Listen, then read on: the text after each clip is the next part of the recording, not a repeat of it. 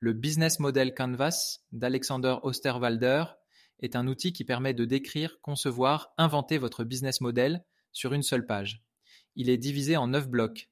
Décrit dans un ouvrage best-seller de l'année 2010, je l'ai toujours utilisé pour m'aider dans les projets sur lesquels j'ai travaillé. Je propose de vous le décrire ici en imaginant son élaboration pour un projet interne sur l'usage de Teams et Loop auprès de managers opérationnels. Quelles sont nos cibles, leurs besoins, leurs attentes, leurs contraintes? Sur quelles thématiques ou centres d'intérêt devons-nous travailler? Sur quels irritants? Il s'agit alors d'une véritable analyse combinée à des observations et une écoute terrain. Il s'agit ensuite d'identifier les différents groupes de personnes à atteindre et à servir. Pour notre exemple, choisissons une seule cible: des managers opérationnels. Proposition de valeur.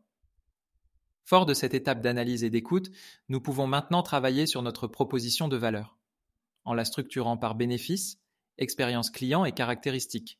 Pour notre exemple, nous pourrions illustrer nos propositions de valeur sur 4 cas d'usage: réunion CODIR, gestion de crise, prise de notes et bilatérale, en mettant en exergue des atouts sur le gain de temps, la collaboration, la co-construction et l'alignement des informations que permet l'usage combiné de Teams et Loop. Plus nous serons précis, plus la proposition de valeur sera claire aux yeux de nos cibles. Canaux de distribution ou comment assurer la livraison optimum de la proposition de valeur. De la valeur ajoutée, utile, concrète, précise, livrée au bon moment. Dans notre exemple, nous pourrions imaginer des interventions sur des instances existantes pour éviter une perception encore une formation en plus, pour s'ancrer dans le quotidien des cibles, avec une formation, des démos, pour une mise en œuvre immédiate. Combiné à la livraison d'un lien sous forme de mini YouTube interne avec des tutos de moins de 3 minutes. Relations clients. Les relations peuvent être personnalisées, automatisées, de type assistance personnelle, communautaire. L'objectif est de stimuler l'engagement des cibles. Dans notre exemple, nous pouvons imaginer une livraison d'équipe Teams, clé en main, personnalisée, sur la base d'un bon de commande, avec une livraison en 48 heures, avec les membres du CODIR de l'équipe, tous propriétaires de l'équipe. Retour sur engagement ou flux de revenus. Les flux de revenus représentent l'argent qu'une entreprise génère de chaque segment de clientèle. Il peut s'agir de la vente de biens, de services. Dans notre exemple de projet interne, il peut s'agir du taux d'usage de Teams et du niveau de satisfaction de la cible. Ressources clés. Ce bloc identifie les actifs les plus importants nécessaires pour que le business model fonctionne. Les ressources clés peuvent être physiques, intellectuelles, humaines ou financières.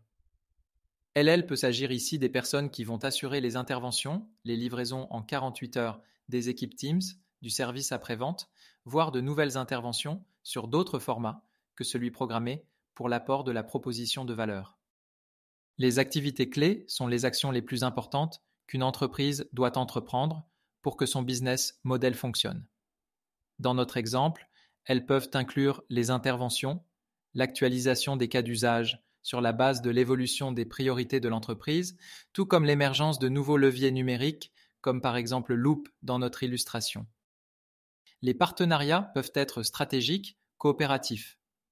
Les partenariats permettent de réduire les risques, d'acquérir des ressources et d'optimiser les opérations.